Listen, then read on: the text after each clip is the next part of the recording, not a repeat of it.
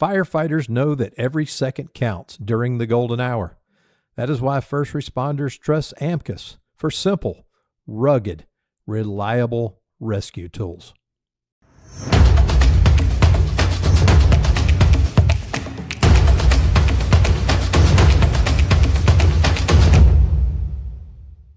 Hello there and welcome to Fire Engineering Blog Talk Radio in a brand new year of my podcast, The Professional Volunteer Fire Department, the podcast dedicated to our great volunteer fire service and getting all the listeners to uphold that belief that developing and displaying and maintaining a professional image, a professional reputation is actually the duty of all firefighters, paid or volunteer. And true professionalism is never defined by a paycheck. Tom Merrill here. Thank you for joining me. We're venturing into my 12th season, and I'm so excited to have you here to continue as we discuss important topics in the volunteer fire service, important topics to you. And my pledge to you is we will continue to do that as we move through 2025. I can't believe I'm saying that. As they say, time certainly flies, doesn't it? And even though we're starting season 12, there's no shortage of things that we can talk about. And tonight we're going to delve into a topic. I've been wanting to do this for a little while now, and it's a topic that maybe isn't talked about too much or focused on, but it's certainly an important topic for the volunteer fire service. And what we're going to do is talk about the process of how we bring new members into the department and see them through their first year, maybe their probationary period, if there's even one in your department, because some departments really have no process for bringing members in or seeing them through their first year. And sometimes big mistakes can be made. The law might be broken and not followed, and it can lead to big problems, not just for volunteer members, but for the volunteer fire department itself. So joining me to talk about this topic is fire service attorney Brad Pinsky. He's the past chief of the manliest New York Fire Department. He's the co-host of the fire engineering podcast, Fire Service Court, which I highly recommend you add to your must-listen-to list. He writes, he presents, he also has he hosts the very popular conference in New York State every year, the Pinsky Law Conference at the Turning Stone Resort, which is very well attended and always offers a ton of great information on all sorts of topics and things we can do in our volunteer firehouse to make it more compliant. Oh yeah, he's also an attorney. You probably figured that out. And he heads the Pinsky Law Group, which is an agency representing hundreds of fire departments throughout the country. And no doubt he has seen a few things that have gotten volunteer fire departments in all sorts of trouble, in all sorts of different ways. And tonight we're going to talk about what we can do to prevent problems, to prevent trouble when we bring new members in. So, Brad, if I may, Chief Pinsky, thank you so much for coming on. Okay, so glad to be back. You know, it's funny. You mentioned to me not long ago, geez, Merrill, you've never had me on your podcast. Now I got you on twice within 6 months. Yeah. So, look, I'm not up there with the important people, but I'm trying to make my way. I mean, I've always wanted my resume appeared on the Professional Volunteer Fire Department in, 10 times. Yep. Well, you're getting there. We appreciate you taking the time.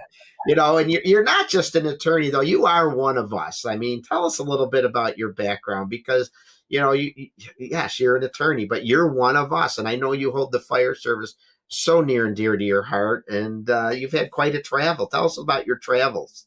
Oh, God. I mean, well, look, like everybody else, I think I've 32 years, and I still feel like the young person, the new guy walking into a room, right? When you see people with 50, 60 years. But I started in Boston in 1988 as an EMT, working paid EMS in Boston, and volunteered for my college at the same time. Went to New Orleans for law school, worked for New Orleans EMS, and I headed up Tulane University Medical Center's EMS program for their hospital and university.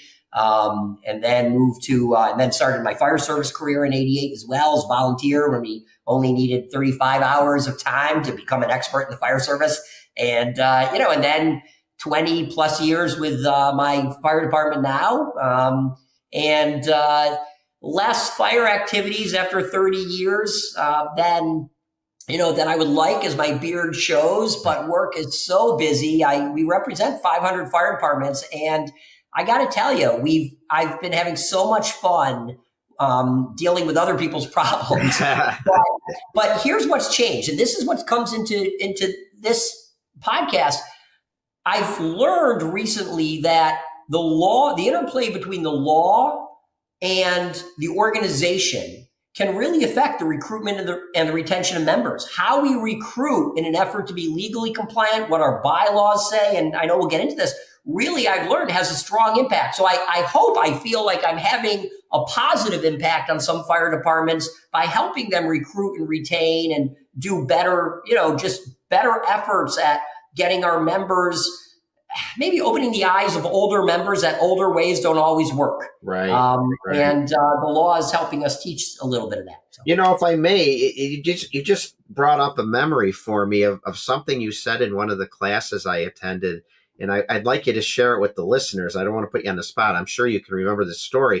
It was a story about the type of recruit we'd all want to bring into our volunteer firehouse, ex-military, I believe, and had a lot to offer. He had seen a lot in the military. Nothing was going to scare this firefighter.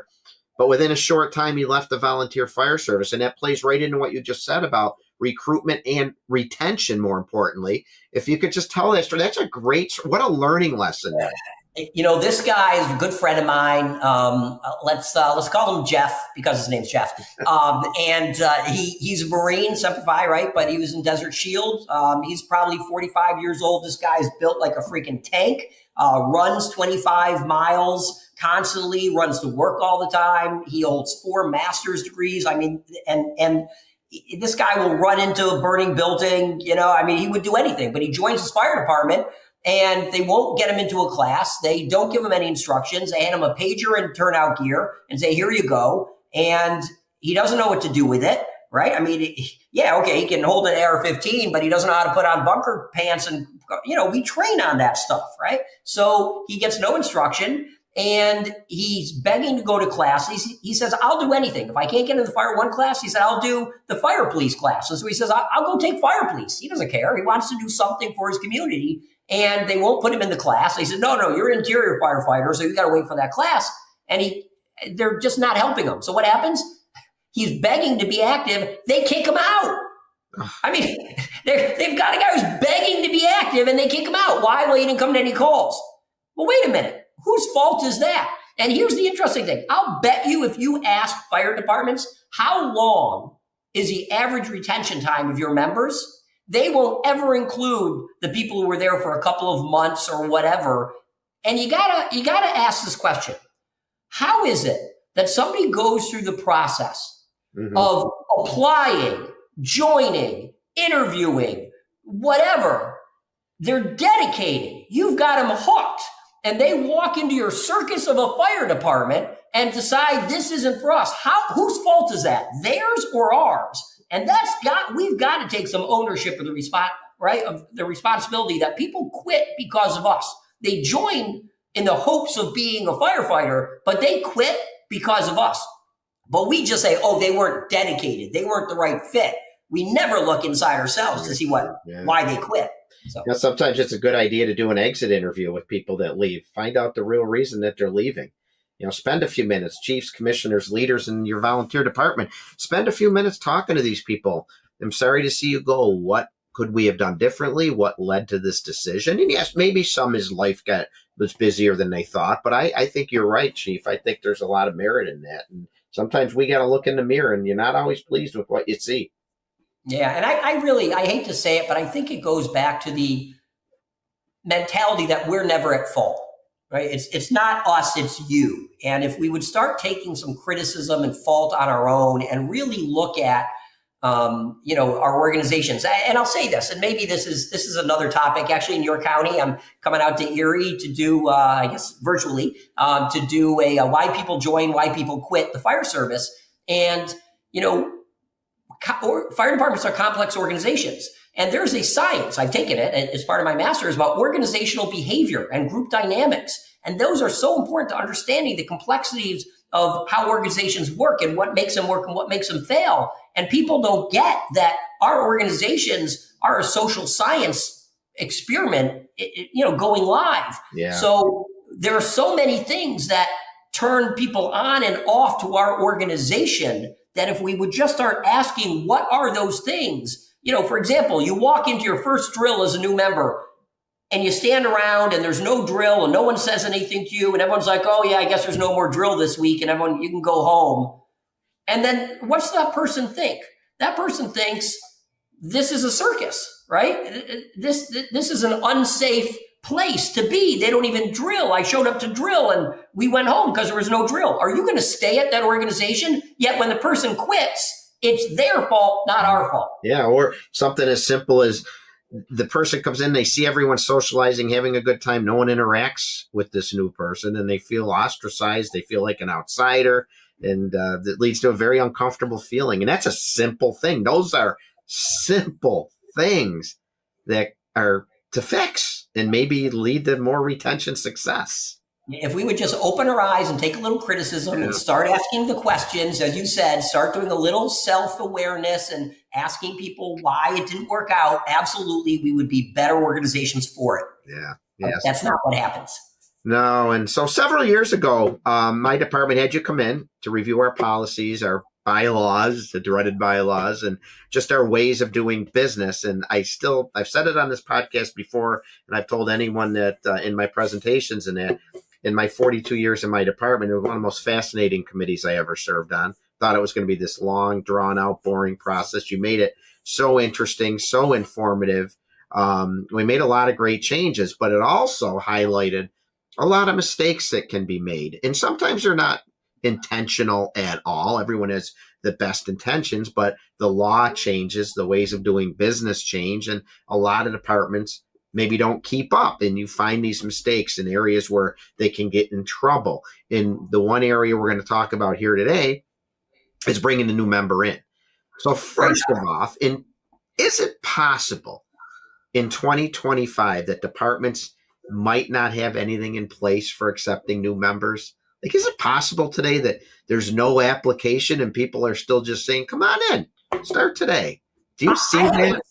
No, I've seen applications and I will say 9 out of 10 applications I see, because I haven't seen we have no application, but 9 out of 10 applications I see violate at least 2 different state and federal laws. So right at the bat, we are asking questions we should never ask. Right. So we're already discriminating or violating people's rights. And I will tell you, some people will not apply because of that application. But the application is key. We should ensure we have an application. And here's a recruitment tip that I've picked up over the years from conferences is some people still like paper. So have them available, because you might get the knock on the door where somebody wants a paper application. But obviously you want to have an electronic application as well. But the important thing is to have an application, have somebody that's in charge of receiving that application. Oh, I thought you did it. No, did you ever call that guy, or did you ever talk to that girl that expressed it? How often does that happen? Subject for another day. But have an application. So what's a good process to put an application together? Because I know you said it, I've read it. People make a lot of mistakes on these applications and they ask the wrong questions, right? So this is a great example of the interplay between law and actual recruitment and retention, right? Where they actually mix. So for example, your application cannot ask certain questions, but it needs to deliver information. We ask a lot of questions, but we never deliver information. So for example, I'll give you an example. So everybody always says, do you have a disability? Well, first of all, you cannot ask, do you have a disability? You can ask, can you perform the essential job performance requirements of the position? But wait a minute, that means you've got to have essential job performance requirements, and I'll explain what those are, and then you've got to give them to them. So for example, we need to say, to be an interior firefighter, you must be able to lift 150 pounds. You must be able to crawl. You must be able to reach, lift, bend, flex. You must be able to climb a ladder, right? You need to do all these things. And the number of job performance requirements I have for an interior firefighter is about 40. The NFPA has about 7 or 8, but I have about 40. Speak clearly so as to be able to be understood, right? So the reason that is legally important is because it defeats disability discrimination claims. But the reason it's important on the fire side as an organization is because it now gives a clear picture of what I need to be able to do physically to join your organization as an interior firefighter. And fine, maybe go to the end if you have fire police, right? The fire police have to be able to lift 30 pounds, right? Stack of cones, they have to be able to bend over, they have to be able to be in heat and cold, whatever the job performance requirements are. But then you outline the requirements of the position. That defeats disability claims because now we told you what they are. And now when we ask, can you perform the essential job requirements, they can look at them and say yes or no. The other things that should be in the application, and stop me at any time, but how about what you're expected to do, what your requirements are? We never give information at the application stage. And then we bring you in for an interview and ask you all these questions. Yet we have not given you the opportunity to ask anything. And we have not given, right? We assume you know so much about us. We're the best organization ever. You should know all about us when you join. But that's not true. You need to tell people things and give them information, like how much time is required, are meetings required, drills and trainings, are those required? That will cut out a lot of people who will quit later. But there are legal reasons behind it. And usually it's about discrimination claims. We can avoid a lot of discrimination claims by providing information and asking them if they can do the job. In this day and age, it's not hard to put a little outline together, right? I mean, my gosh, everyone's got access to publishing tools and all. Plus, and on the professional side of things, it looks professional. Think of any job that you've gone, paid job for an interview or to get information and they present. I'll give you an example. My daughter works at a very popular supermarket in New York State called Wegmans, a well-oiled machine. First day she came home from, this was a couple of years ago now, her first day on the job, she came home from orientation training with a booklet that I still have. I carry it with me to my classes, and it outlines what they believe in, how they're employee focused, tells the history of the story, their core values. And she came home fired up from that. Like, look at this organization that I'm going to be working for. You can do the same thing for your volunteer fire department. So one of the things I teach in Why People Join, Why People Quit is why people join organizations. And there's a lot of reasons, right? Look at the military, because the military has the best marketing ever for recruitment. Think of their mottos: be all you can be, right? We're an army of one, going back to days. But their mottos are designed to do what? To share their core values and to recruit people with similar core values. I am surprised at how many fire departments have no motto. When I was chief, we came up with, and we inscribed on our trucks and our table, honor, courage, pride. Those are the core values. And if you meet those values, you should join our department. Honor, courage, pride.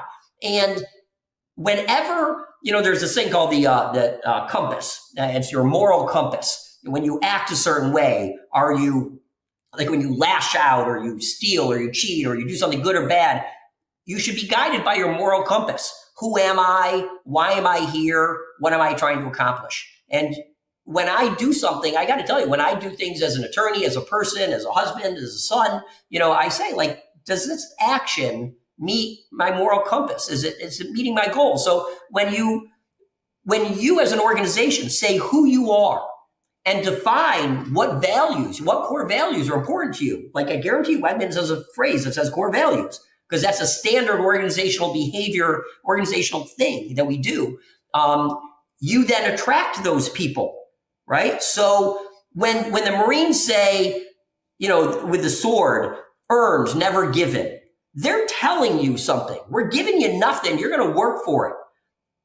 That resonates with somebody, right? Of that type of person. And it turns other people off, which it should do. We don't want everybody. So why don't fire departments have core values and then on their application or website or whatever, tell people what their values are? Who are we? Where do we want to go? Why are we here?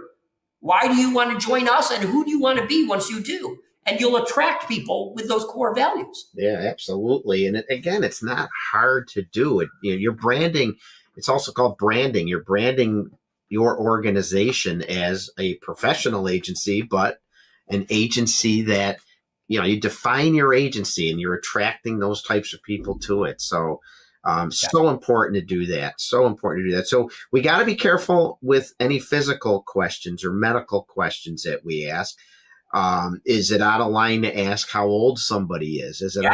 Yes. It is. You can ask, are you at least, right? So if our minimum age is 17 or 16 or 18, you can ask, are you at least this age? You should never ask, are you over a certain age? Civil service, like state troopers, you can only be, 35 or something. But except for where a city or a municipality has established a maximum age, never ask how old they are or are you over? You just ask, are you at least? You also do not ask, especially in this day and age, because you're going to lose a couple percent of the population, are you male or female? You don't do that anymore. Take that off your application.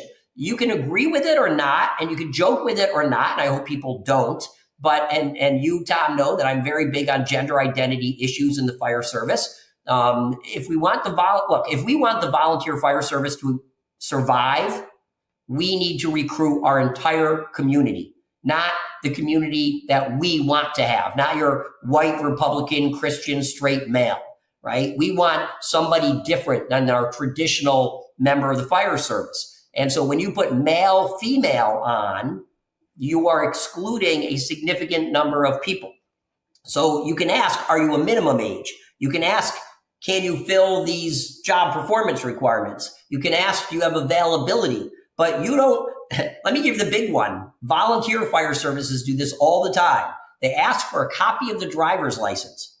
Now, can you imagine you go to an employer and the employer says, are you black? How old are you? Are you male or female? What's your religion? And do you have any disabilities? I mean, I hope they would, because we'd sue them and make a fortune. But nobody would ask that. But think about it. That's all the information that's on your driver's license, right? Your picture, you can see everything. Am I wearing a religious headdress of anything? Do I have dreads? Does it show my race? Does it, on the back, is it my disabilities, right? All of that information is on a license. You only ask for a driver's license once you've accepted them. So going back to the application, you can ask, do you possess a current, valid, non-suspended, non-conditional, non-revoked driver's license in the state of whatever? That you can ask for, but you do not ask for a copy of it. If you need it to perform a background check, you do that, right? You can do that after you decide to accept them, or you only need the driver's license number. You cannot ask, are you present? Do you have any past arrests? You can ask, do you have any present pending arrests? You can ask, have you ever been convicted of a crime? But you better have a policy then to determine whether that crime prevents you from being in the fire service or not. And those are things we put in people's bylaws, as you know. We talk about what crimes are not compatible. So you can ask, what crimes have you been convicted of? But that's not how people ask it. What I'm seeing on the applications are, have you ever been arrested? And that is blatantly illegal. Cannot do that.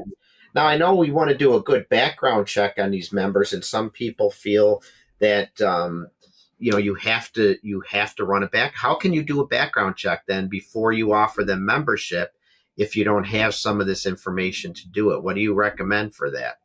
So the questions on an application are designed for your benefit to give you a baseline level of truth. You ask now and then admit them or reject them. But if you admit them, it's contingent upon a certain number of things. We've admitted you. It's contingent upon presenting us with proof of a driver's license. It's contingent upon a background check. Your acceptance or hiring is contingent upon a physical, passing a physical.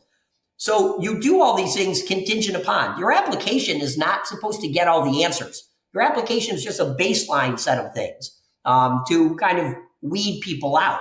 So when you do the background check, and New York State's the worst, and I know you've got a great national following, there are other states, most other states, I can't tell you how many, but most other states have full DCJS fingerprinted background checks. They will run you because, I don't know, do you really want somebody in your fire department who last year was convicted of stealing stuff walking around your house? walking around your community's homes in the middle of the night when they're out on the front lawn or not home at all. We shouldn't have that. This week, Tom, you'll see in the news, one just got posted today.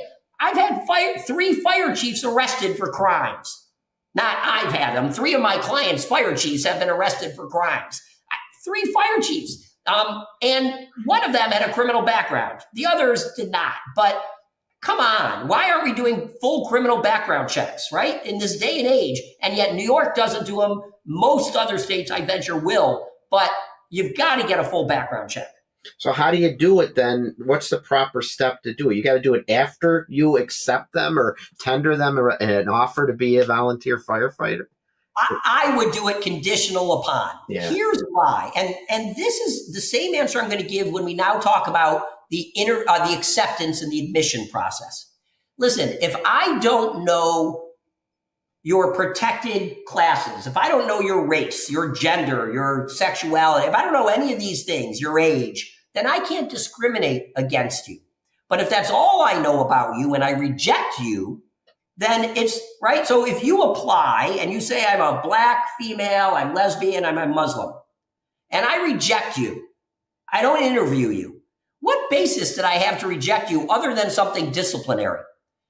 If you don't ask, first of all, you don't ask the questions you can't ask, so I don't get the information that I shouldn't be considering. But then when I ask you questions like, have you ever been convicted of a crime? If so, tell me what they are. Then I got to have a policy that tells me what to do with it. But the background check is to confirm that they were honest about their answers, not to prove them right or wrong, just hopefully they were honest on their application.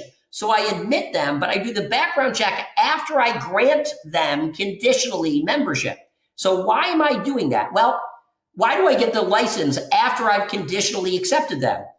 The answer is it's because I might reject them. Again, the less information I know about you, if I reject you, you can't sue me for discrimination. If I didn't ask you what color you are, what religion you are, what age you are, then how can I be accused of discriminating against you based on those traits, right? So that's why you don't ask people, oh, do you have a disability, right? Or I'll give you a really tough one. I had a case years ago where they held interviews on the second floor of a building. And they watched people walk up the stairs to the interview room, but they turned off the elevator and they wanted to see them walk up the stairs to see if they're physically fit. That violated states and federal laws that you can't conduct a physical examination prior to accepting somebody. You do it after you've accepted them conditionally, then you conduct a physical. But they conducted it and the person figured it out that, oh, you saw me limp and it was like the shortest interview ever. And so they sued and they're going to win because on what basis did you turn them down? You didn't have an interview. You can't say, oh, they were obnoxious. They weren't nice. They weren't really interested. You have no basis except what you saw and what you know. So you don't want to learn about protected traits until you've accepted or rejected them. That's the key. Right, right. And what about, can you ask either on the application or in a formal setting, if you have a review board, anything about their employment or where do you work or is that get dicey? Well, you can never, it depends whether it's paid or volunteer, right? And so that different laws, different places. But if you're paid, at least in New York State, you're not supposed to, in many other states, you're not supposed to be asking what was your last wages, and because that continues discrimination, right? If you were paid less there and I give you a little bit more, I'm still paying you less here. But I think the answer is it really depends, right? It's a tough one to give you a straight answer to, unfortunately. No worries. And I want to circle back to you used an expression, protected class, just a few minutes ago, and I hear that get tossed around quite a bit. Can you explain what protected class is and how you should be aware of it? And because that could really come into play if you are rejecting a candidate. Yeah. And then when we get to the point about talking about the acceptance, the admission, the interview process, especially with members accepting, new applicants, that will become really important. A protected class is a class that is protected by a law, federal or state, that says you cannot discriminate against somebody based on their something, right? Based on their sex, based on their gender, based on disabilities, based on their age, based on their religion. Some states like New York, California go a little farther based on being a victim of domestic violence. There's a lot of different traits based on military status, so that's what a protected class is. You cannot discriminate people who have traits, right, or belong to a group that is protected, such as those. So if you fill out this application, let's say you have a decent application, and I think we'll talk, there's probably examples out there that departments can copy for a legal document to be acceptable. But do you think it's a good idea to bring these candidates in and sit down with some sort of a review board? And if so, can they ask the questions now that maybe they can't ask on the application? I bet people try to circumvent that sometimes. Interviews are like the key to losing a lawsuit. And not that you shouldn't have them, but here's the problem. We want to bring people in, we talk to them, we're all friendly with them, and we're saying things we should never ask. Hey, Tom, how's your family? Or, oh, I see you're married. Any kids? Or, right? You are violating so many laws by these innocuous, seemingly harmless questions. But let me suggest this for a second, if I can. Rather than just talk about the interview, and my point of the interview is always ask everybody the same questions and never deviate. Right? Just go from a list, see what their answers are, make sure the questions relate to the job, and never have follow-up questions with somebody. Follow-up questions are a kiss of death, right? Oh, because they're unscripted. And nobody's going to think perfectly, is this question violative of, right? Am I asking something I shouldn't ask about? Hey, are you free next Sunday? You can't ask that. Basically, I'm asking your religion. Are you free on Saturday morning? No, I'm not. I have temple. You can't ask, are they right? And who would ever think about that as a problematic question? So if I can, let me suggest this. The process where the interview fits, the process I'm suggesting, and hopefully I'm not getting yourself ahead of where we are, but the process I'm suggesting that volunteer fire departments follow is you take the application in, right? Hopefully they have a good application and it explains the organization, the values, the mission, everything, the requirements. That goes to a membership committee, and the membership committee has the power to admit or reject the member. See, what we do now is we send them to the full membership for a vote. But think about that. The membership has never met this person. If they vote no, what are they voting no on? What about them, about this applicant, are they voting on? And if they happen to be in a protected class, female, a religion, a disability, a race, whatever, that's what a court is going to presume you've based your decision not to accept that on. You don't know them. So this 200-year tradition we've had of having the member brought up in front of the membership and they meet the member and then the member votes. When we vote no, it's a kiss of death on a lawsuit. So, but I want to kind of channel some other people who talk about recruiting younger members. If we follow that process, and I'll propose a different one, then we're delaying the interview this month, membership meeting next month. We'll give you a decision the month after, then go your physical. Now it's 3, 4, 5 months to get in a fire department. Today's youth are not waiting 5 months to get in a fire department. We want to get them in quickly. They'll find something else to do. Yeah, so this is where the bylaws and the law start to play really nicely. My suggestion is have them go before the membership committee. They interview them. The membership committee can accept or reject the member. If they accept them, they bring them in as an active probationary or probationary member. They don't go to the membership yet. But now they get 6 months, a year, 2 years, I don't care, to do their requirements, to prove themselves, to respond to calls. Maybe they don't have the right to vote, right? The rights are limited because they're probationary. But now, when they go before the membership to be accepted as a permanent or full member, now the membership can say, well, I've had a year to meet you and work with you. Right. And maybe it's like, well, I'm racist and you're whatever, you're a black female and I don't like black females normally, but wow, you're a great person. You proved my discrimination wrong. So it encourages me to get to know you so I don't make an advanced prejudice decision. But in the event that you're a type of person we don't want, I'll give you examples. You never shower. You are cantankerous. You think you know it all, and you're always combative and telling people they're wrong, or you don't follow orders, right? All these things we can learn about somebody after a year, and then we make a decision. And by the way, I'm not making this up. This is how a lot of states like New York and many other states do civil service. You get a job, you're probationary for a year. We can fire you for any reason during that 6 months to a year, right? And then you're permanent after that. Now you're protected.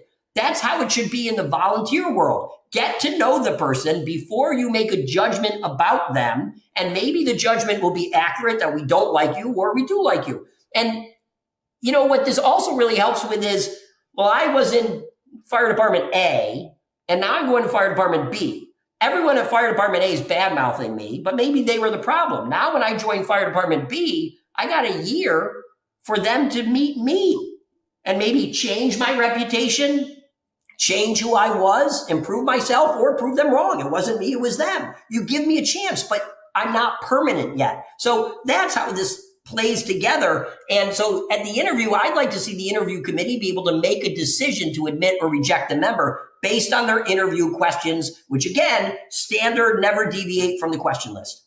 So you don't have a problem with when that probationary period is up with department members then voting on the member? Because now think about it. You've known the person for a year. So I'm not voting on what I see on paper, your race or religion, which hopefully none of that's there, right? Or I'm not voting on the 5 seconds I saw you walk past me in the hall and, oh my God, he's old. I don't like old people, right? So you're voting on me. But I've been in proceedings, discrimination proceedings, and defending the department, and they say, so you're the head of the membership committee? Yeah, tell me. How long did these people, your fire department have to meet the individual? 2 minutes at a meeting, and yet they knew enough to vote no. Yeah. So what if they did all that process and this applicant or probationary member got voted out? How could a department get in trouble if they had a good application, they had a good, interview process, they have a well-scripted probationary period, but the membership still voted the party out? What would give this former probationary member, ammunition to come back and sue that department? What should the department be careful of when they go to vote someone out? Look, think of the traits we want. Think of the core values we want, right? That's the person we want. And I think to say to somebody they don't fill our core values or they can't do the job, that's a reason to vote them out. I don't like them. They don't get along with me. Probably not. If they're part of a protected class, clearly, definitely not a reason. But if I got to know you and listen, we just don't get along. We're never going to get along. You argue with me on every scene. You think you're better than everybody. You just are causing too much disruption here. You're not a fit. I'm sorry. You're not a fit.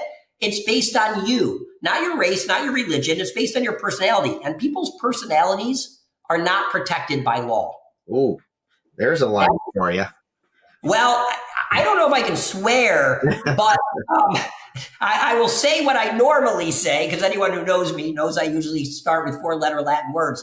But being a BITCH is not a protected class, right? And I've used that in court, and I've used that a lot. But if you're a cantankerous person, you're not protected by any law. Your race, your religion, right? So when you ask what's a protected class, it's such an important issue, because if you're in one of those protected classes, I can't discriminate against you based on that, but I can not like you for a lot of other reasons, like your attitude. And you're free to get rid of anybody for their attitude. And if you were put on in a court of law, if you were put on the stand and someone was to ask you, and I don't even know if they could ask you, why did you vote no for Jane Smith or Joe Smith? You could respond, they didn't fit with my personality. I didn't like them, or I didn't think they'd be good for our department. You can say things like that. Yes, except this. When I write bylaws, and I write probably about 50, 60 sets of bylaws a year for departments. When I write bylaws, I tell them, as you know, all votes by secret ballot. Now, unless it was 100% no, you don't know how I voted. So when somebody asks me, why did you vote this way? I didn't tell you how I voted. In fact, I don't even recall. right? But Yeah.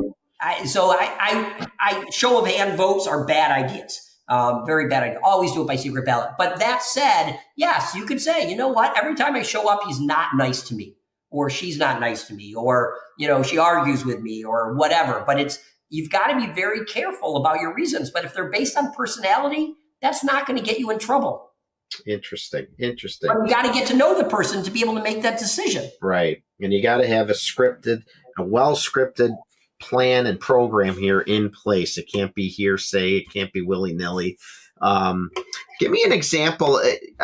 I think a question I just thought of is like, you have the application, but then you're going to have a sit down. What are some things that maybe we should ask in the sit down interview that maybe aren't on the application?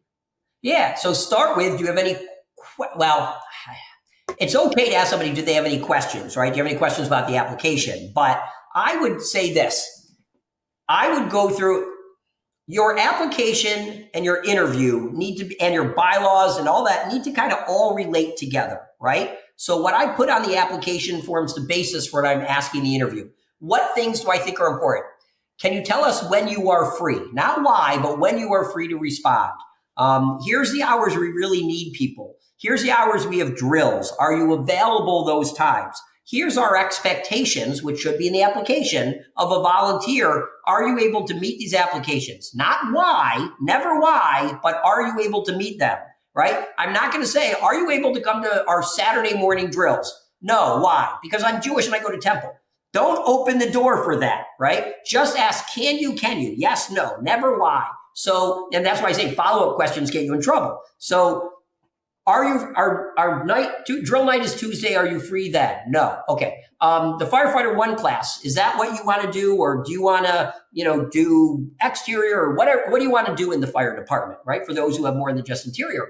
And it's okay to say, here's the job requirements. Are you interested? Does that interest you? Yes, no. Okay. What do you want to do? But I think about what we want from a volunteer. When are you free? Can you meet the requirements? Can you do duty nights? Hey, we have duty night openings, right? For the departments like yours who do duty nights. We have duty night openings on Thursday and Saturday. Are you free to do those if we were to accept you? No. Well, we don't really need anybody for the other nights at this time. Thank you, right? And now when I reject you, because your answer was no, you're not available. Ask the questions. This is, I think, my best advice I can give. Ask the questions that, if answered well, would make someone a positive member of that organization. So, for example, what do I want from my members? I want you at drills on Tuesday night. Can you come to Tuesday night drills? So I'm going to ask that. I want you to be able to come to 10% of the calls. So I'm going to ask that. Do you think you'll be able to respond to, give us X number of hours a week or respond to X number of calls? The firefighter 1 class is 170 hours. Do you think you'll be able to take that? This is when it's scheduled. Are you free those nights? Not why aren't you, but are you? And ask the questions that would make someone successful, that make them a valuable member of your organization. And again, let's go back to the application, which should tell the expectations. If you told them the expectations, drills, meetings, blah, blah, blah, of what they're going to have to do as a volunteer, then when they get to the interview, they should be saying, well, of course, that's why I applied. You told me on the application, these were the expectations. Yes, I can do that. Right. I imagine you've seen some mistakes made when it comes to that physical exam. So let's say, okay, we're going to offer Mr. or Mrs. Smith the open position here to be a volunteer firefighter. Go get your physical.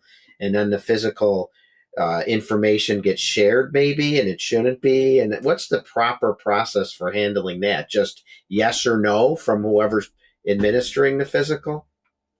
Wow, this is like a 2.5 hour topic. I'm not kidding. But let me see if I can do this in a nutshell. Because this is, so according our good friend Kurt Vrome, Kurt has a database of all the claims against fire departments for like the last 100 years or something. It's insane. He's cataloged every case against the fire department.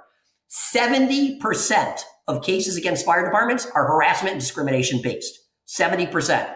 Now, I don't know the next part. I'm sure he does. But one of the biggest discrimination claims I see, is Kurt and I do our radio show every Monday, is disability discrimination claims. We see a ton of disability. Yeah, obviously there's race and gender and stuff like that, but there's a ton of disability claims. So let me give you the keys to winning or losing them. One is you need essential job performance requirements, what you have to lift, what physical abilities you need, what mental abilities you need, right? Must be able to remain calm in hectic situations, must not be claustrophobic, right? But again, I have like 50 of them. You need that as step one. If you have that as step one, then, and this is a little controversial with NFPA 1582, but NFPA 1582 has these categories. They're exclusionary categories where you can't be a firefighter. Now, me and many physicians, because I've shared them with many physicians, don't agree with all of them, but most of them make sense. For example, if you're a type 1 diabetic, 1582 says you cannot be an interior firefighter. Well, that makes sense. If you're on blood thinners, you can't be an interior firefighter. That makes sense. If you get a crush injury, you could die, right? You'll bleed out. If you're type 1 diabetic, you're a volunteer, you pop up at 2 a.m, and your blood sugar's low and you're doing some truck work and you're on the peak of a roof on a 10-2 pitch and bam, you fall off the roof because you pass out, right? I mean, you could see why these matter, but you have to have not just job performance requirements, what you physically, mentally have to be able to capable of, you also have to have exclusionary diseases. And that's, if you have these diseases, you can't do this job. Once you have those two standards, now when someone goes to a doctor, which everyone is screwing this next part up because they don't have the first two things I just said, the doctor is making a judgment call. Can you be an interior firefighter? But here's the thing. How does your doctor know what your department requires to be an interior or exterior firefighter? For example, I draft, our department drafts. We have a lot of rural area. When you draft, I know I got to get the hard 8-inch suction. I got to walk straight up on the tanker, put my hands above my head, pass hard suction over my hose going like this, turn at this awkward turn without falling off the beaver tail and hand that hard suction down to someone. Doesn't that require a physical skill? Yet how is a doctor going to know that? How is a doctor going to know that my department, you have to be able to do that to be an operator, right? Or your department, you don't. Some departments, can I be a truck operator? Well, if you have to climb 8 feet in the air to get to the aerial bed to operate it versus on the side, how does your doctor know that? Answer, they don't. So when they make a decision that you are fit or unfit to be in the fire department, they are doing it on their biased beliefs of what a firefighter should be generally, not just your department. And I guarantee you a 100% chance you will lose a disability discrimination claim. Answer, each department needs essential job performance requirements and a list of exclusionary disabilities, diseases, conditions, etc. And then the doctor can say, taking those essential job performance requirements, okay, must be able, here's my first one on my list, must be able to wear 60 pounds of gear for 2 hours, right? Doesn't that describe what we do as an interior firefighter? If a doctor says, well, wait a minute, I don't care what job this is, you cannot put 60 more pounds of gear on you, Tom, and wear that for 2 hours, your heart won't take it. Now that's an objective, right, decision. I'm not deciding whether you can be a firefighter. I'm deciding whether that essential job performance requirement will kill you. Must be able to climb a 24-foot ladder, wearing 60 pounds of gear, carrying a 15-pound saw, and do 20 minutes of work at a 12-2 pitch on a roof, and then exit safely. I don't need the doctor to know that that's a requirement in my department. I need to tell me whether I'm healthy enough or physically capable of climbing the ladder and doing all that. If you have the first two things, you won't lose a lawsuit. If you have none of those, 100% chance you're going to lose a lawsuit. Wow. And I will bet you 9.8 out of 10, right? 98% of fire departments don't have those. I will bet you most fire departments don't have those. And it takes time to put it together, and you're going to hear that excuse that we've all used, We're so busy training and going to calls and working our paycheck earning jobs that we don't have time for this. Who's going to put it together? But it's something that leadership needs to embrace and spend some time on and get committees together and consult the experts such as yourself and get some help putting these together because it'll save you problems down the road. It's a little off your topic, but I just want to make a quick comment. What bothers me is that these are the roles of the chief and in some places, board of fire commissioners, et cetera. But the chief almost never has access. The president of the fire company almost never has access to the lawyer. We keep the lawyer like this prized treasure that nobody can have access to except a few people. Whereas the lawyer could get involved if you brought him or her in and spent some money on the lawyer, and they looked at your application, your interview process, your admission process, your physicals. This is exactly where, when people say, where should I start? This is exactly where I say start. Start at the beginning. Right. And if we did that, we would have better applicants, better members, less headache, and definitely a lot fewer lawsuits. Right. Right. And how should we develop a probationary period? Recommended training classes, maybe minimum call requirements. Maybe they got to go to a bunch of meetings, which I know you love, right? So what have you seen with the probationary periods? So my advice to everybody is in 2 words: get modern, right? Get modern. Stop thinking about what we did 100 years ago, 50 years ago. We don't have lines out the doors of people, right, who want to get into the firehouse. So, and today's youth and today's people are too busy. So what I'm seeing, which I hate seeing when I draft bylaws with my clients, is I hate seeing them say, okay, when you're probationary, you have to go to X number of drills and X number of calls and X number of meetings. I'm like, isn't there a 170-hour class in there somewhere? What are we doing? When you bring someone in, you should basically be seeing, nice to meet you, here's your gear, go to class, I'll never see you again, right? And I love what the Firefighter 1 class does with people now is it has home skills, right? Which you got to go learn your equipment, et cetera, which is a great part of the class. But why are we mandating that these people who are so inundated with 170 hours or whatever of classwork have to come to meetings and serve on committees and do fundraisers? And the answer I always get is to show they're committed. What do you mean to show they're committed? They just joined. And you're going to wonder why they quit in 2 months because you overwhelmed them in the first couple of months. And you're right. I hate meetings. Why are we mandating meetings? And that's a whole separate topic. But we have to stop letting the membership, requiring the membership to approve every cable bill, right? Nobody wants to take a night off from their family. They're one more night away from their family to come and approve cable bills or talk about whether the chief should be allowed to purchase a new Halligan. The chief's the chief. Let him, right? Let the board of directors, let the officers do their job and spend the budget. But these are bylaw issues because the powers of the board of directors, the powers of the officers to spend money and take action without a meeting are critical issues. And if we'll reduce the meeting times, the fundraising times, whole different issue, all the other times other than calls and drills, we'll have better members, more members. If I joined the fire department, I would get kicked out if I had to go to meetings. I'm never going to go to your meetings. I work every single night. I work 7 days a week, right? We represent 500 fire departments. I'm sitting here. I've gotten 17 calls on the 52 minutes we've been doing this, right? So I don't have time to go to your meetings, but you're going to kick me out. But I'm the guy who comes at 2 a.m. to every call. They would rather I go to meetings. I don't mean my fire department, but they, hypothetically, right? Why are we still requiring meetings and fundraisers and all these things? Right. I'm costing you money by just sitting here talking to us. Oh God, I'd rather do this any day.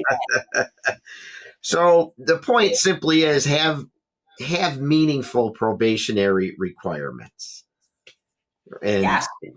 and script it out ahead of time and make it apply similarly to everybody, right? Get away from the, we did this for her, but we're going to do it differently for you.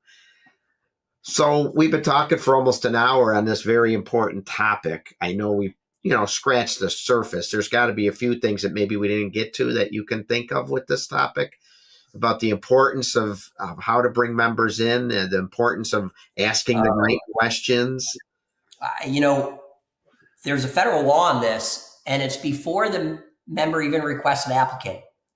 What does your website look like?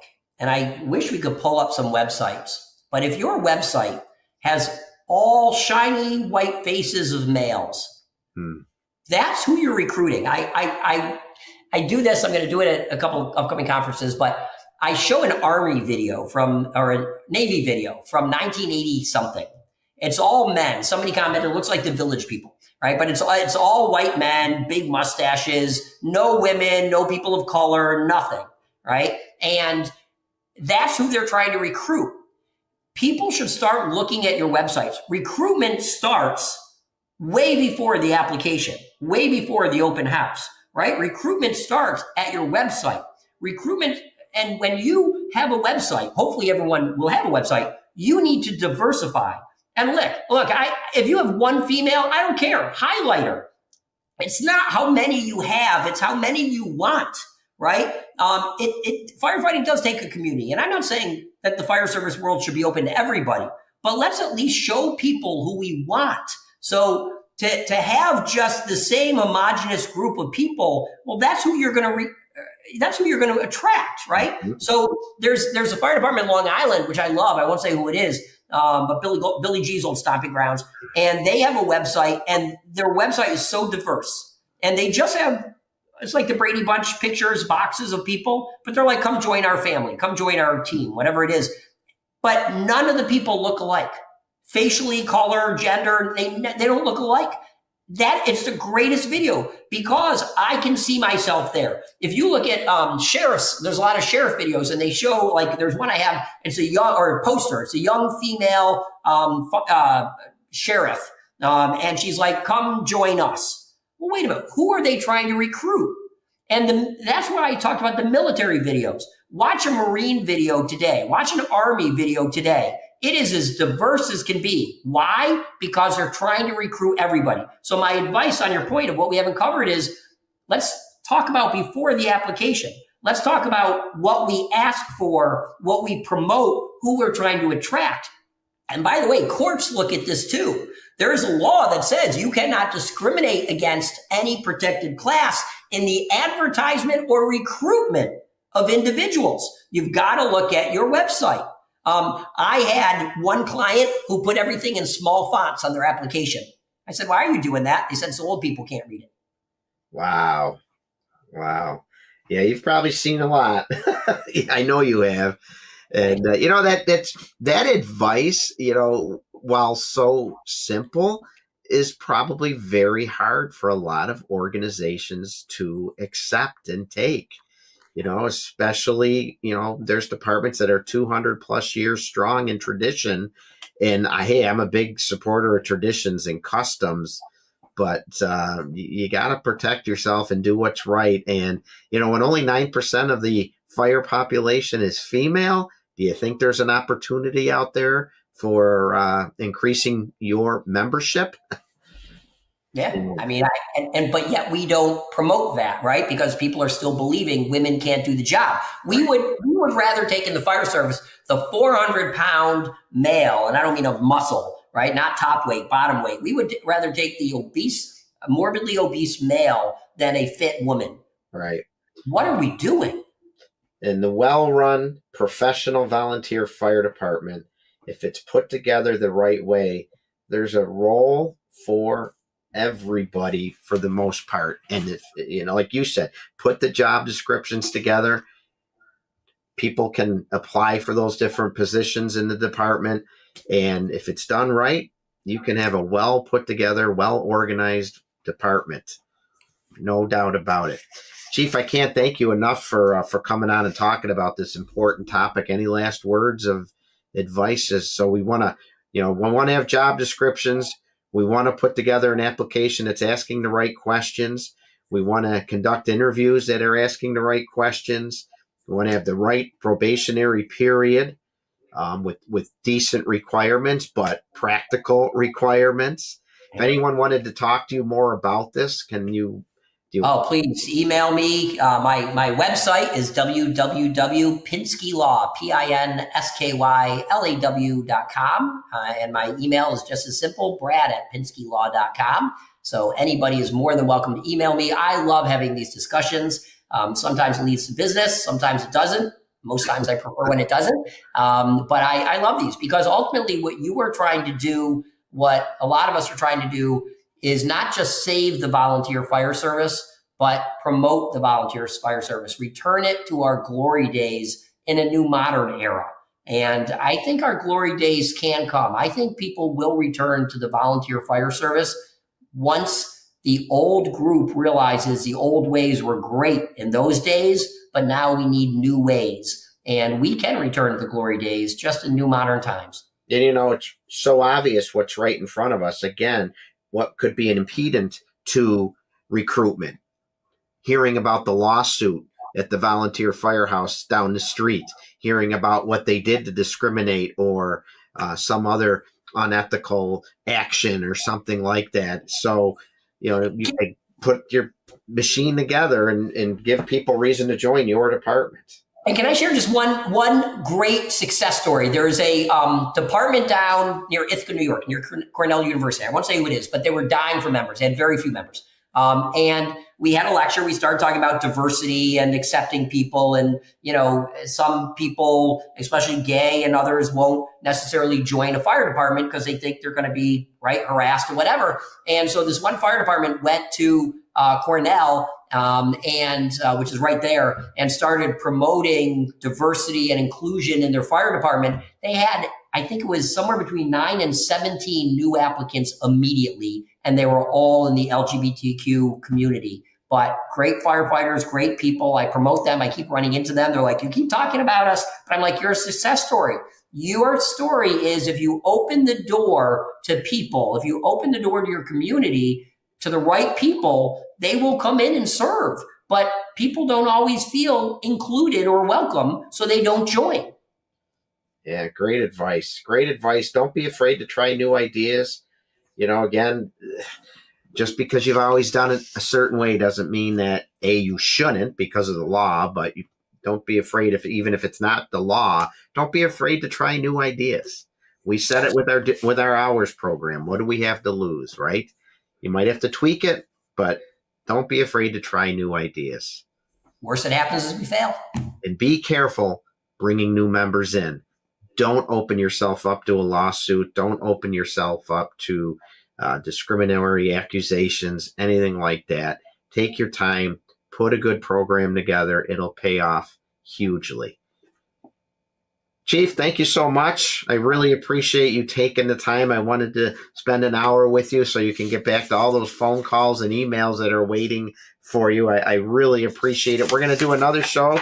I know we've had other topics that affect the volunteer fire service that we've talked about would make for a great discussion, but I thought starting off with bringing those members in, it was a great place to start. So thank you so much. Always honored to be here. Love it. Thank you so much, Tom, for being here. Everyone, thanks for listening in. If anyone would like to reach out to me, feel free. It's tamerrill63@aol.com, or you can get a hold of me through my website, theprofessionalvolunteerfiredepartment.com, or Facebook, or anything like that. But thank you so much for listening. My next show will be Tuesday, February 17th, and I look forward to having another great guest on and talk again about many of these great topics affecting our volunteer fire service and things we can all do to earn the badge of being a professional volunteer firefighter.